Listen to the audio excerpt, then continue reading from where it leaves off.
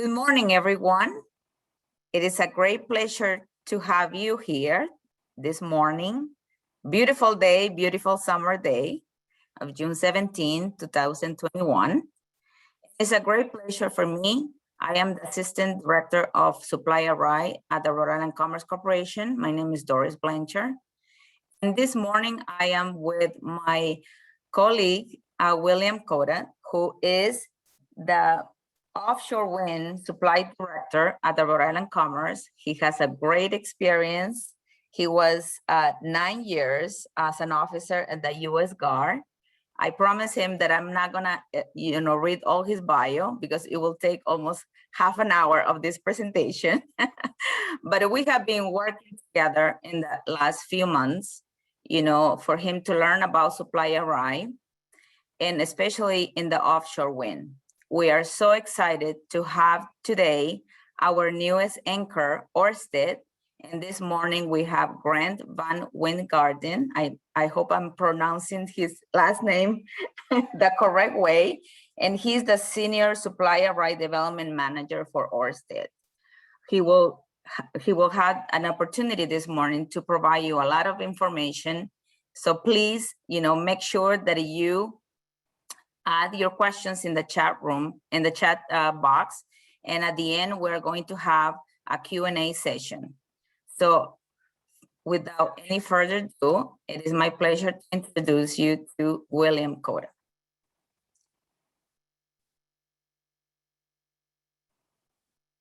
You can unmute yourself. Oh, there we go.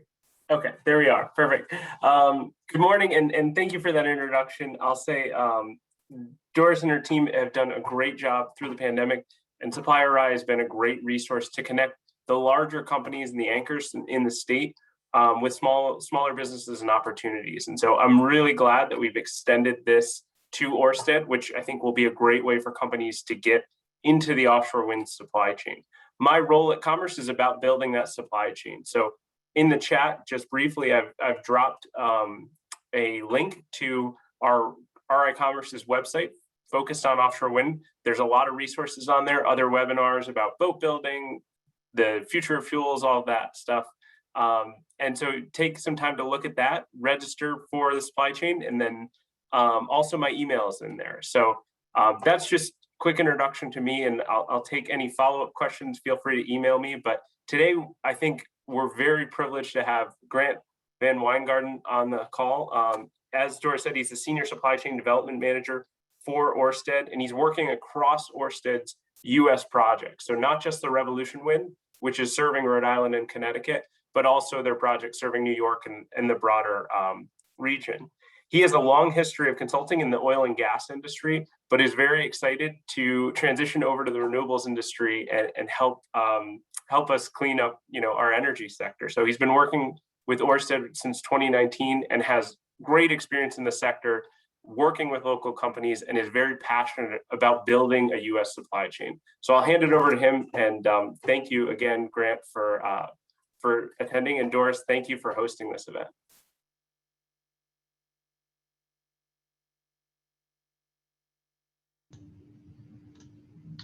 Thank you very much. Just want to confirm that I've unmuted myself successfully. All right, thank you, Will.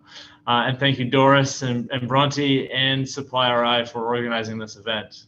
It is a really exciting time for offshore wind in America, in New England, and absolutely within Rhode Island. And we are tremendously proud and pleased to be joining SupplyRI as anchor members.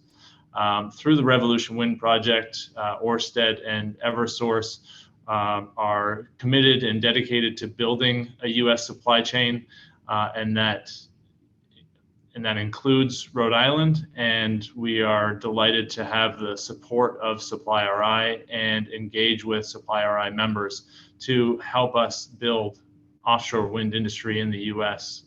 Through Rhode Island businesses that are already well established and very capable in providing services and materials that are needed for this new industry. I have a lengthy presentation and slides that we'll show for you, but I would say to make the most productive use of our time today, I would be more than happy and delighted to take questions and encourage you to put those questions to the chat, and we'll get through those after my presentation and have a productive dialogue to really talk about the topics and the questions that you're interested in speaking about today.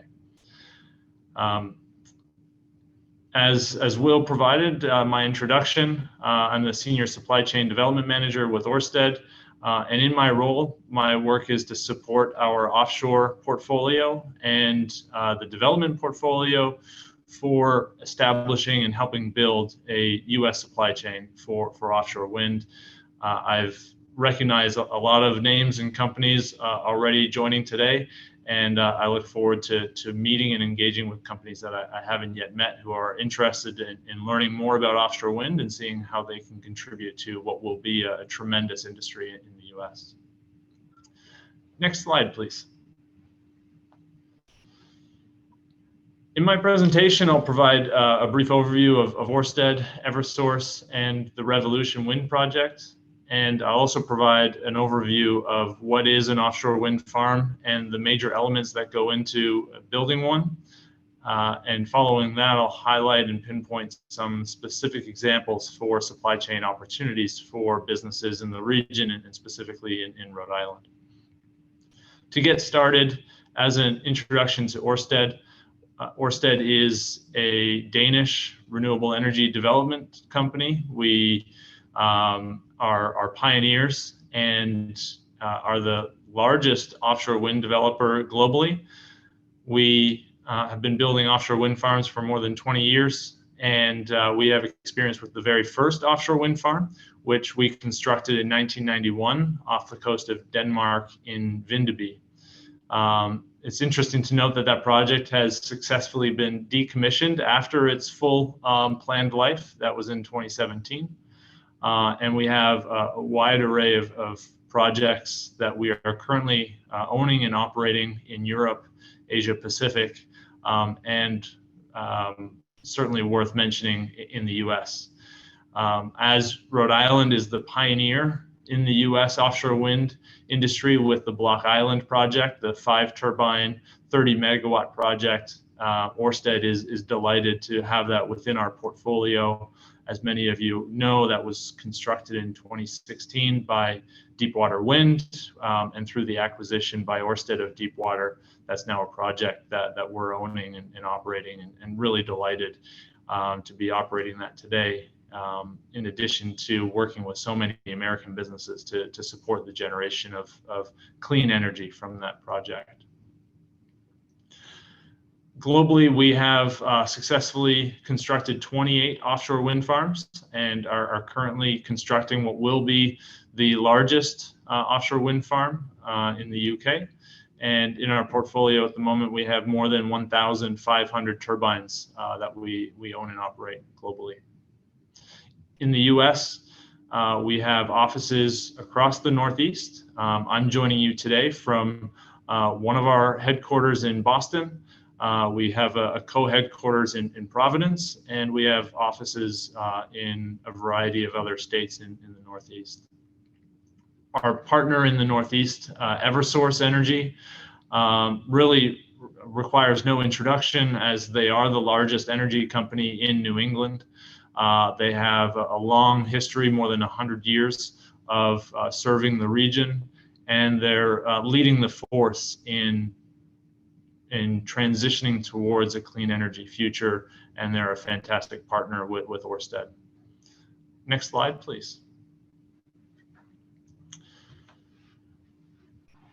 Within our joint venture partnership, it's a 50-50 JV that we formed in 2016 with Eversource. We have a number of lease areas that we've secured with the federal government south of Rhode Island, as you can see those highlighted in blue. And among those lease areas, we have the capability of at least 4,000 megawatts of offshore wind energy, which in terms of how many homes that could power, it would be at least 2 million American homes provided with clean energy from the build out of those lease areas. Within those lease areas that we have 3 projects already in contract. The first and foremost is Revolution Wind, which will be delivering 400 megawatts of clean energy to Rhode Island, 304 megawatts to Connecticut. We also have the South Fork project, which is also in these lease areas, and that will be the next project that we construct prior to Revolution, and Sunrise Wind as well, which will be delivering power to New York, is also within these lease areas. Furthermore, and just highlighting the locational benefit of Rhode Island and why it is at the center of all the action, in addition to the lease areas that Orsted and Eversource have secured that are so close to the Rhode Island coastline, there's many other offshore wind developers who are listed here with their lease areas, highlighting just how much offshore wind is coming to the region and how close Rhode Island is really at the center of all that action. Next slide, please. Offshore wind has incredible and abundant benefits that it will bring to the US and to the Northeast, and specifically to Rhode Island. First, offshore wind has a significant role to play in helping states in the region achieve their clean energy targets.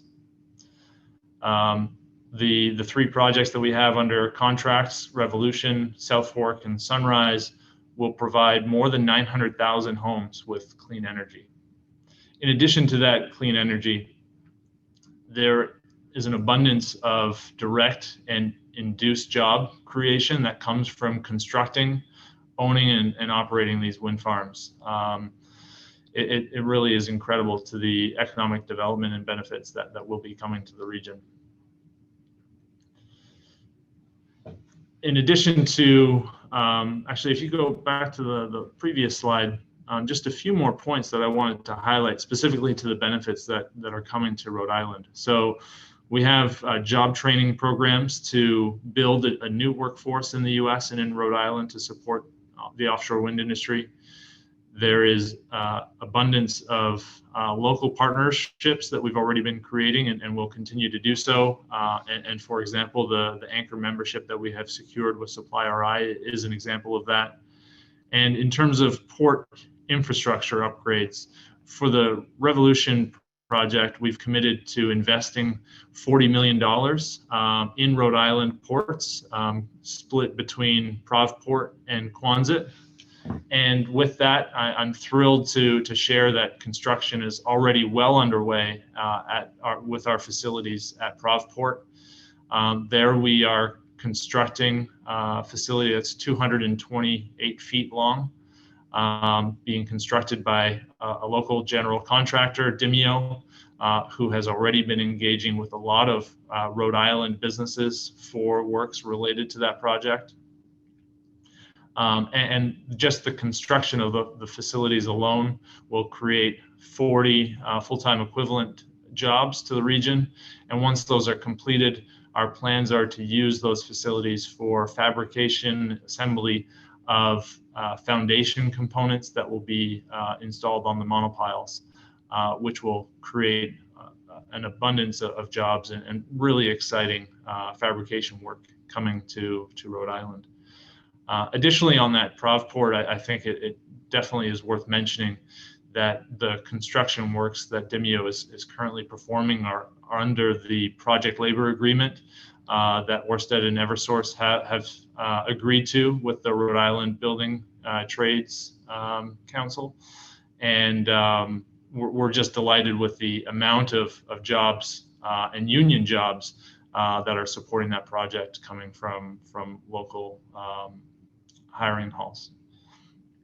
Next slide, please. The offshore wind industry has an abundance of benefits that are coming directly to the maritime industry. And I don't think I need to mention, but I will anyways, the ocean state is very well positioned for the jobs and economic benefits that will specifically come to the maritime industry. As you saw in previous slides when constructing the Block Island wind farm, the immense installation vessels are really enormous, and those are the eye-catching vessels involved in construction. But the often forgotten or unseen vessels that go to supporting those operations, there's an abundance of vessels that are onshore to support, whether those are safety vessels, scout vessels, site surveys, or undersea ROV deployment vessels. There's just an abundance of vessels that are involved in the construction works. And some examples of engagement with local vessel owner operators. We have come to an agreement with a company called Sea Services for the provision of safety vessels. And they are working with a variety of their fishing partners who are planning to deploy fishing vessels for supporting the offshore wind construction. We're really delighted for that. Next slide, please. This is a high-level overview or schematic of an offshore wind farm, and I really wanted to use this to highlight the major components that go into an offshore wind farm, and also the monumental and Herculean effort that is involved in constructing them. So, of course, when most people think of offshore wind, they think of the turbines, certainly the most visible and obvious component. And for the US industry, the turbines that will be installed off the coast of Rhode Island and the region are immense. The turbines that we'll be using will be provided by a turbine OEM known as Siemens Gamesa. And they're a world leader in providing offshore wind turbines. They provide the three main components, which are the blades, the nacelles, and the towers. And we're delighted with the latest announcement of utilizing the Dominion vessel for installing the turbines for the Revolution Wind project. And that is an incredible announcement because it is the vessel itself is a first of its kind Jones Act qualified turbine installation vessel that's currently being fabricated in Texas.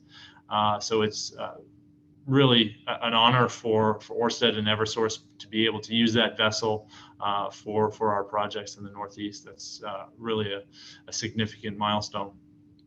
The turbines themselves, the towers, for example, they stand on top of the monopile foundations, which are giant steel tubes.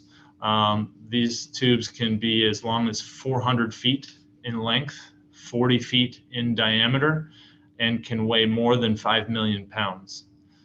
The monopiles are secured into the seafloor, and the turbine towers are installed and attached on top of the monopile foundations. But right before the towers are installed, the advanced foundation components, which will be assembled at Provport, those are installed onto the monopile, and those are the main components that allow access for technicians to work, operate, and maintain the turbines after they've been constructed. Each of the turbines are connected to each other and to the wind farm through what's called an array cable. An array cable, as you can see here on the slide, connects strings of turbines to the offshore substation, and the cables themselves are buried under the seafloor. It is a significant work to bury the cables and then also to connect them to all the turbines. And there's a large array of maritime services that go into installing those cables in terms of pre-site surveys, the scouting to ensure that the area is clear of debris and safe to operate in, and then additional vessels for when those cables are laid onto the seafloor before they're buried.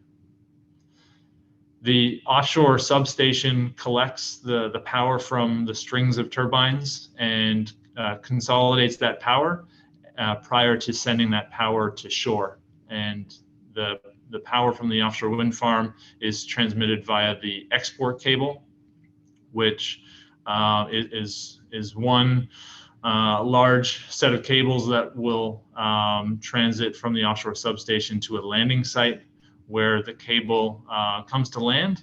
And at that point in time, there's a distance of onshore cable laying that takes the cable to an onshore substation, which will receive the power from the offshore wind farm before injecting that into the existing electrical grid. Those last components that I mentioned, the landing point, the onshore export cable, and the onshore substation, those are substantial construction and electrical works that happen onshore. And there's an abundance of existing skills for that work today in Rhode Island and the US.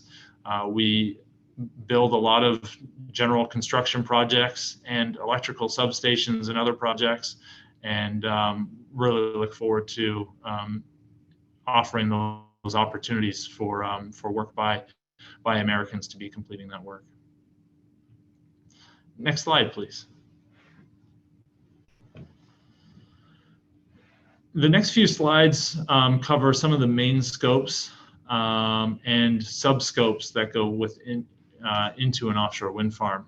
And I think it's important to highlight these. What I had just mentioned on the previous slide was really the main scopes that Orsted procures. We sign contracts with what are called Tier 1 contractors. Those are generally the supply of the major components and then the transport and installation of those components. Those are the main Tier 1 contracts that Orsted and other developers would be signing. Within that, there are so many opportunities for local businesses. And take, for example, the work that's currently being done at Provport. The Tier 1 contractor directly working for Ørsted and Eversource is Dimeo. But Dimeo has already contracted and is working with a lot of subcontractors to perform that work. And those would be Tier 2 or Tier 3 suppliers. And my purpose of the next few slides are to highlight some of those Tier 2 and Tier 3 opportunities where our Tier 1 suppliers look forward to engaging with SupplyRI to help identify Rhode Island businesses that they can do their subcontracting work with. So within the operations and maintenance phase, this is important because this is long-term activities. After the wind farms are constructed, they have a life of 25 or more years. And during that time, the turbines need to be kept in top shape. And there's a fair amount of inspections and survey work that's performed, and then of course maintenance to make sure that they're running at tip-top shape. And so with that, you can imagine an abundance of spare parts and the logistics that go to organizing those spare parts and the delivery offshore via the vessels and warehousing. We have technicians that would be based in Rhode Island or coming from abroad for expertise skills for specific troubleshooting or maintenance tasks that are needed. And so with that, there's a variety of accommodations, catering, and other hospitality services that are needed for supporting that workforce as they work within the New England region, but also across the US for additional offshore wind farms that are being built and operated. Next slide, please. I mentioned onshore construction. So some of that includes facilities that are currently under construction at Provport. But additionally to that, there's the cable laying work and also the substation construction. So there's with that the typical services that are needed with general construction projects, site surveys, and assessments of land and soil conditions. That all needs to be done before any work starts. And then when that's taken into consideration, there's a large amount of engineering services that go into designing the facilities and taking into consideration the existing environmental conditions to make sure that we're building successfully. Then once construction starts, you can anticipate the general or trades, civil, for sure, for any of the cable laying works or the foundations for the substation itself. And then, of course, all the electrical and installation works that go with cable laying, jointing, and constructing and connecting the high voltage equipment within the onshore substation. Next slide, please. Related to ports, which Rhode Island being the ocean state, this deserves a lot of coverage given the $40 million investment that Orsted and Eversource are making to Rhode Island ports. There's those construction projects in themselves are quite substantial in those port upgrades, but then once they're upgraded, they're going to be utilized not just for Revolution Wind and the projects that Orsted and Eversource have in the Northeast, but for the industry at whole. And so the large array of vessels that I mentioned, whether those are porting at Rhode Island or near ports, there's a large amount of maritime activities that will be involved, including shipbuilding, and then also the services, onshore services for accommodating those vessels, whether that's bunkering, catering, or logistics of spare parts and other equipment and personnel that need to be equipped or loaded onto those vessels. On top of that, of course, it's worth mentioning the owning and operating of these vessels, and we certainly anticipate a large array of Rhode Island businesses to be involved in providing vessels to support the industry and the ports that are being upgraded to support the industry. Next slide, please. When we look to mature offshore wind industries like Europe, there are some common themes that we see for tier one and subcontractors for supporting and working in the offshore wind industry. And the very first common theme there is safety. Within Orsted, and this is consistent with Eversource and other offshore wind developers, safety is paramount and is first consideration. We have a saying within Orsted, it's done the safe way or it's not done at all. And when we're looking with tier one and tier two and tier three contractors, we're looking for a robust safety culture. And within the organization, we monitor and engage with the safety culture with our contractors. For example, this morning I received a report for the safety conditions at Provport, and very pleased with the success and the safe QHSE protocols that are being performed within that construction site, and that certainly is going to be a paramount evaluation criteria when our sourcing managers and procurement team are evaluating proposals. In addition to safety, it's worth mentioning just the complexity of these projects. We're talking tens up to 100 turbines in a single project, and all of those major components need to come online in a very specific sequence. In addition to that, we need to understand that we're working in sometimes very challenging conditions offshore, and weather conditions can change at a moment's notice. And when you have all those considerations and all these prerequisites within the project plan, it is imperative that we can rely on suppliers and partners to be delivering their responsibilities on schedule, so that those trickle-down effects don't result in challenges with the overall project completion. So that reliability and schedule is so critical.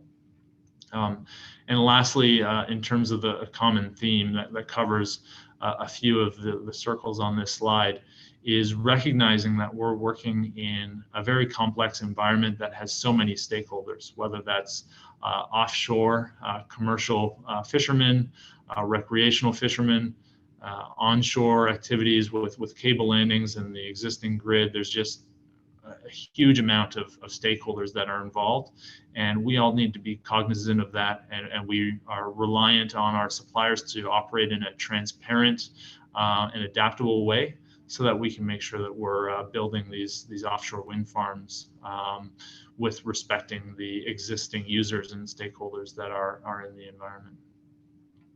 And next slide, please. Ørsted and Eversource have procurement portals that allow American companies to engage with our procurement teams. We're thrilled and actively engaging with SupplyRI, and our main path for engaging with the Rhode Island and SupplyRI community is through our anchor membership. And Orsted, Eversource, and our tier 1 suppliers will be leveraging that expertise to identify and engage with local companies that can help us. In addition to that, however, we have offshore wind farms that we're constructing on the mid-Atlantic coast and even globally. And Ørsted's procurement portal is utilized by our sourcing managers in our head office in Denmark and in our procurement offices in the US and in Asia Pacific. And this is an opportunity to represent yourself and your business to Ørsted procurement team so that they can identify where you are, the services or materials that you have expertise in providing, and where applicable, inviting you to tenders or RFPs for business opportunities that we have coming up. Eversource has a similar portal, and these portals are also used to be managing the RFPs. And those companies on this call, several of those I recognize have been participating in tenders recently, will be familiar with these portals and how we utilize those as procurement tools. And lastly, on this slide, there is the link to the revolution-wind.com website.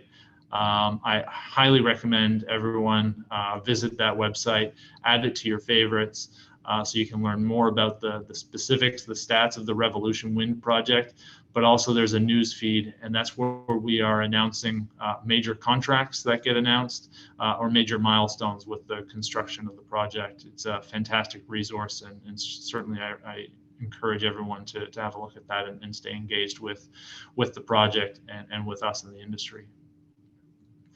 Next slide, please. And that concludes my presentation today. Just want to finish with a huge thank you to Will, to Doris, Bronte, and SupplyRI for putting this event on. Orsted and Eversource are fully committed to engaging with local businesses. We need you to help us build these offshore wind farms and to support a long-lasting industry that will be providing clean energy to the future. And I look forward to engaging with those companies who I haven't previously met with in the future. And at this point in time, we can open it up to questions. And I'm excited for a robust conversation.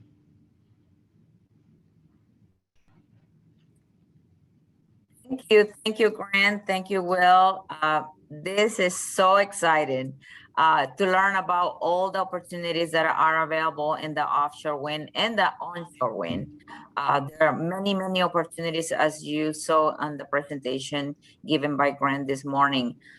So at this time, I'm gonna let Will, if you see any questions, or Bronte, our great SupplyRI strategic sourcing program coordinator, can facilitate the Q&A. You need to unmute yourself. Bronte? Yeah. So Grant, the first question we had are what types of job training programs are being offered, and where can somebody find out more information about the job training programs? Absolutely. So we have the first place would be the Revolution Wind website. We have some announcements coming up in the future that will be made related to partnerships that we're working on in the workforce training piece, and that would be the first place to start. Additionally, there's a large array of partnerships and entities that are helping us and helping the industry in providing the needed training. And Will might be also a good person to bring into this conversation on this question as well, because I know Rhode Island has a lot of great initiatives on this front. But I would say stay tuned to Revolution Wind for the opportunities, and of course the institutions that are already putting together some robust academic programs to help build up the workforce. And do we know if there's going to be any funding for those training programs? Yeah, absolutely. So there's some programs that Orsted and Eversource are participating in, but also a lot of the partners, whether that's at the state level or within the institutions themselves. There are funding as being included within those programs, and those will be detailed in the announcements made on the website. Will, is this perhaps an opportunity to provide more information specifically to Rhode Island? Yeah, so I know with the power purchase agreement for the Revolution Wind project, Orsted did commit to workforce development. There is some money associated with that. How that's spent and what that process will look like, we don't have clarity yet, but we're looking forward to it. I think, so thinking about the timeline for the project, I guess, Grant, do you know when kind of construction will really start on the project? Yeah, for sure. So construction is expected to start as early as 2023. And right now we're securing major, but that said, we have some construction works already at Provport. But yeah, in terms of some of the major scopes, like the onshore substation, that would be one of the first elements to get started. And then with offshore construction, that's currently scheduled to start as early as 2023. Yeah, and so just for that context, that gives us what I guess a year and a half to kind of get ready to build the workforce for that. And so I know Skills for Rhode Island's Future is a great local organization funded by Department of Labor and Training, and they just hired an offshore wind program manager. So we're hoping that together, working as a team, we can start to roll out some great initiatives for workforce development. But nothing to announce right now. Excellent. Thank you, Will. And the next question was regarding international opportunities and whether or not there would be any available. Yeah, so I think perhaps a question to the questioner, and I'll answer both questions, but are there international opportunities for individuals for either workforce training or to go and work on offshore wind farms abroad, or opportunities for export, either materials or services to the large and continue to grow international offshore wind farm. So I see the question coming in, or the clarity that it is for suppliers, but I would say first, in terms of the personnel, there are some programs already underway and planning within our suppliers where individuals or Americans can have the opportunity to work offshore in Europe and gain the needed experience and skills, and then return and bring that back to the U.S. Additionally, for suppliers, there's one contract that's already been publicly announced with some of Orsted's U.S. portfolio. We are procuring cable from Nexans from their Goose Creek, South Carolina facility. And they're currently or nearly finished with upgrades to that facility, specifically for submarine cable related to offshore wind. And they've already secured a contract to export cable from that facility to the UK. And I anticipate as the domestic supply chain grows and becomes competitive, there will be plenty of opportunities to export to other industries that are even mature in offshore wind today, or others that are coming online. And I'll just add to that. I think, one of the great things about this partnership between Ørsted and SupplyRI is getting somebody like Grant from the procurement team in here to kind of figure out what those requirements are. And so the companies that, might need to do a little upskilling to be competitive globally in the industry have that opportunity and that engagement from a world-class company like Orsted to build up your skills and then export from there. But we definitely, as the supply chain develops, we're hoping to see Rhode Island companies compete globally, whether it's with just certain scopes of supply or developing intellectual property that allows you to be competitive. Yeah, and just one additional point that that I'm really excited about is innovation. Offshore wind is really mature in Europe, and a lot of how the initial projects are going to be built in similar ways and fashions to how they've been built in Europe. But I'm really excited to learn about the opportunities that innovation will provide, where new folks who are getting introduced to offshore wind look at how offshore wind has been done and come up with creative ways for improving or enhancing how that is done. And I think that could lead to some really exciting export opportunities as well, because the American innovation engine I think has a lot of opportunity to improve on how offshore wind is built. Grant, I just wanted to add what Will said on, you can enter the portal at Orsted, but also I will encourage you I drop in the chat the link to SupplyRI so you can register for free, and you will create a profile. So as much information that you can provide it to us, it will be, the best with your capability statement. And, if you have any certifications or anything that it will help to boost your profile, please do that because there are many upcoming opportunities, and I'm sure that Grant is going to be seeking for those suppliers that it can meet those needs. So I encourage you to register for SupplyRI. Is very easy. Bronte will help you through the process to onboard you as a supplier in the portal. So that is very, very important, for all of us. And Doris, related to that, we have a question. If a business is currently listed as a supplier on SupplyRI, does that business now need to register as a potential vendor on the Orsted website as well? I think that's a question both Grant and Doris can answer. Yeah, I can answer that. Yeah. I would say to work on or to receive opportunities related to Revolution Wind, absolutely not.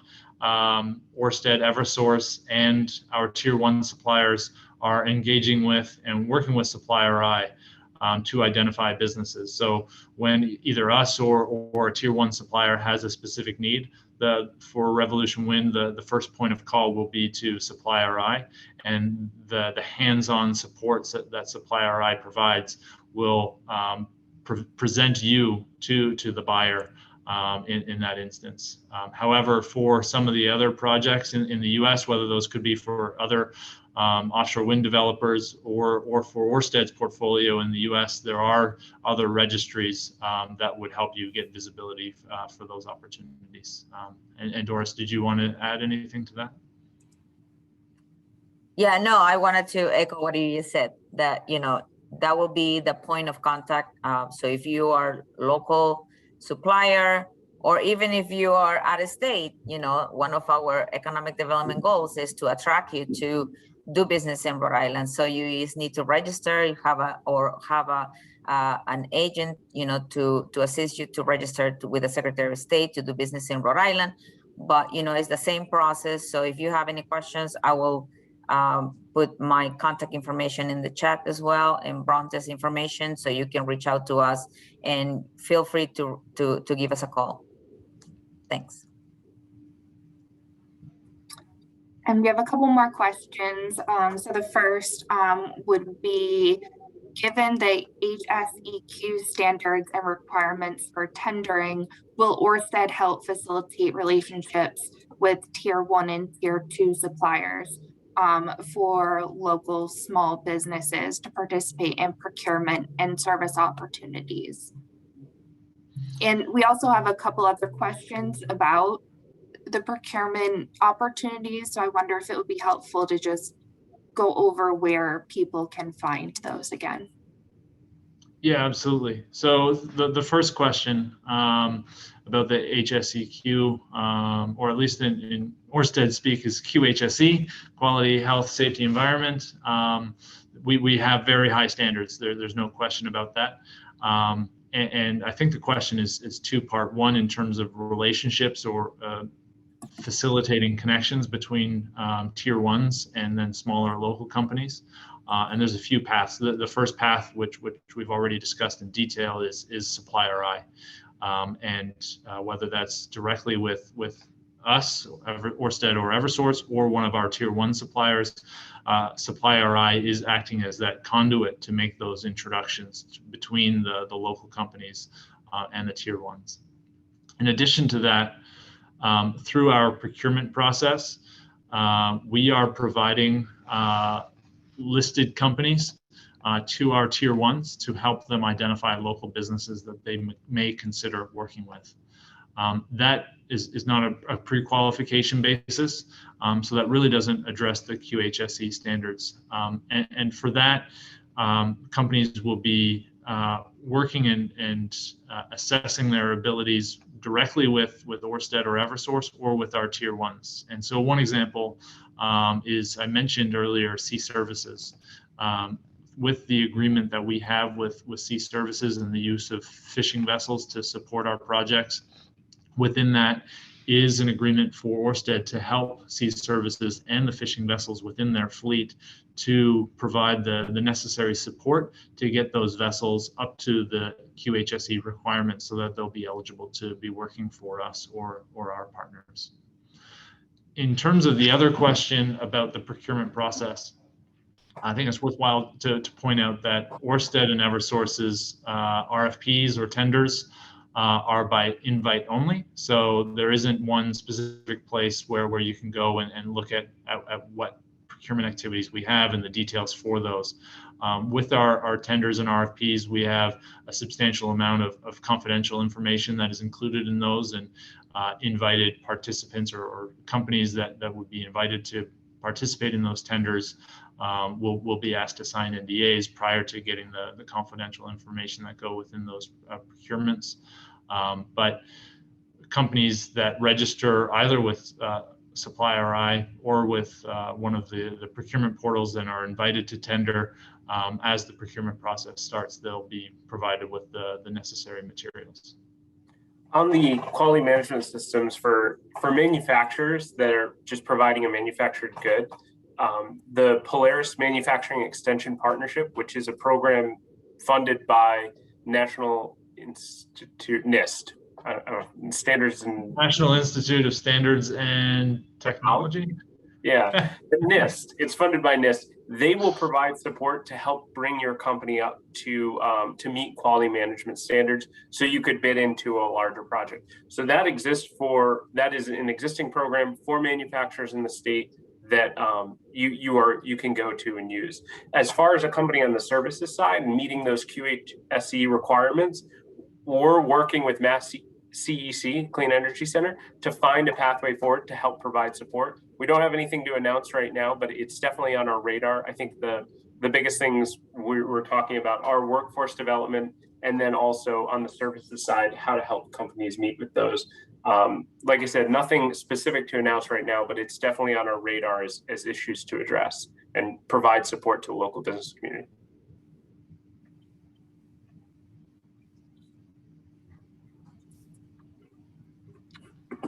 We have some remaining questions. The first would be whether or not tier 1 companies have a goal or requirements to work with diverse-owned businesses. At this point in time, there isn't a specific requirement. Within our supply chain, our supply partners, and with other developers, there is a working approach and desire to engage with businesses of the minority, women, veteran-owned community. And just given the nascent status of offshore wind in the U.S. in general, at this point in time, it's too stringent to be having specific requirements. But I certainly foresee the future where those, whereas the supply chain develops and becomes more mature, those requirements will be embedded in our projects. And I just wanted to add, however, in SupplyRI, we also focus on having suppliers that are diverse. We keep track of that as part of our metrics. So, please, I encourage you to visit our portal, get onboarded, because you never know what opportunities are. As you saw in the slides, there are many, many, many opportunities in the onshore wind and the offshore wind. So please, make sure that you create your profile and that you have a lot of information in your account. And I'll say, So I was just going to say, as programs develop to help provide support to get companies up to those QHSE standards, we'll definitely use that data to make sure we're doing that outreach as well. Because there's not going to be, no one's ever going to compromise their health standards, but we can definitely, provide the support for a local company to meet those. So the last two questions are regarding timelines. So what are the plans for utilizing Quonset and timing? And then the second question are, what are the current timelines for the first three projects mentioned? Yeah, so the timelines for the three projects that we have under contract in the Northeast, South Fork, Revolution, and Sunrise. South Fork, the plan is to be constructed and completed in 2023. Revolution and Sunrise construction to start at, as early as in 2023 for the offshore construction. In regards to Quonset, we have ambitious plans for activities with Quonset, primarily for crew transfer and accommodations. Also looking for aviation services, as well as some of our supply partners looking at Quonset for a base for their operations for the Northeast for our projects during the construction phase. For timelines, there's also, obviously, Ørsted's not the only game in town. There's also Vineyard Wind that has recently been approved to begin construction. I believe their timeline is January 1st, 2023.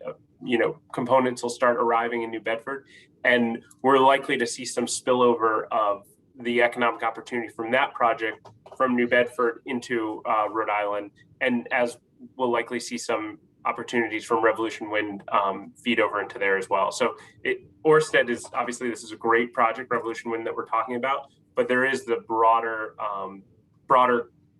array or portfolio of projects from different companies. And so, as you kind of see the opportunity in Orsted, if you're able to compete and bid into an Orsted project, then you'll absolutely be able to meet the standards for some other projects as well. And then I think there's some questions regarding what type of services and supplies can be provided. Is there going to be a list communicated of needs from Orsted that would let people know what types of services and supplies would be specifically needed? There won't be a specific list provided, other than my presentation earlier and some of the items that I did highlight. For us and most developers, we secure contracts for larger scopes, and then a lot of those sub-services and materials that would comprise of incredibly long list. While we're the ultimate customer, or Rhode Island and Connecticut are the ultimate customer, those are contracted or procured by our supply chain partners, and there isn't as much provided in one consolidated list as each scope or contractor will be responsible for procuring their own subscopes.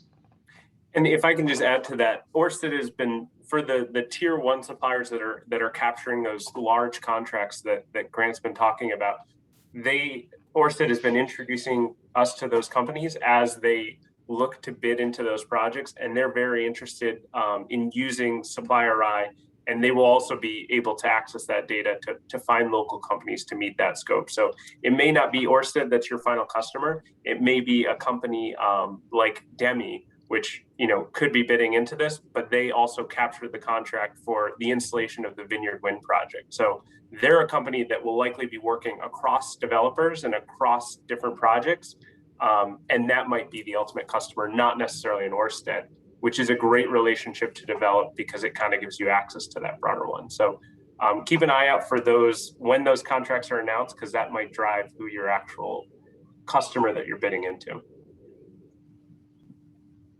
Very good. So we come to the end. It's almost 11 o'clock. I wanted to thank you, all of you, for attending today. If you wanted to turn on your cameras, if you can, so we can have a group picture. This recording will be also posted in our website. So please, and also you will be getting a survey. Make sure that you provide us your feedback, because it is important as we put together more upcoming events for the offshore wind. So Grant, I don't know if you want to say any last remarks, but we just wanted to say thank you so much for being with us this morning. Just in closing from my side, thank you, SupplyRI. We continue to look forward to working together as anchor members. And thank you for everyone who joined today. It really shows the excitement that the industry is building, and the opportunities are coming. Thank you. Will, do you want to say anything? No, just thank you for hosting this event. I really appreciate it. And I'll throw my email in the chat again, but feel free to reach out and follow up on opportunities. Very good. Bronte, are we ready for the picture? Yes, we are. All right, ready, everybody. 1, 2, 3. Thank you, Great. guys. Thank you so much, and have a great weekend. Bye-bye.